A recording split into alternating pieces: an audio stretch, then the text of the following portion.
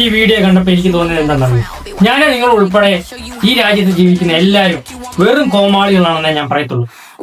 കാരണം എന്താണെന്നറിയോ, ഇവന്മാര് ഈ സെലിബ്രിറ്റീസ് എന്ന് പറയുന്നവര് പൈസയ്ക്ക് വേണ്ടി എന്തും കാണിക്കും. ഈ കഴിഞ്ഞ ദിവസം ഒരു ലീക്കായ ഒരു വീഡിയോ ആണ്, ഒരു പരസ്യത്തിന്റെ, ഒരു ജ്യൂസിന്റെ പരസ്യമാണ്. കുടിക്കുന്ന രീതി കാണിച്ചിട്ട് അവൻ തുപ്പിക്കളയുന്ന, പൈസ കൊടുത്ത എന്തും ചെയ്യും.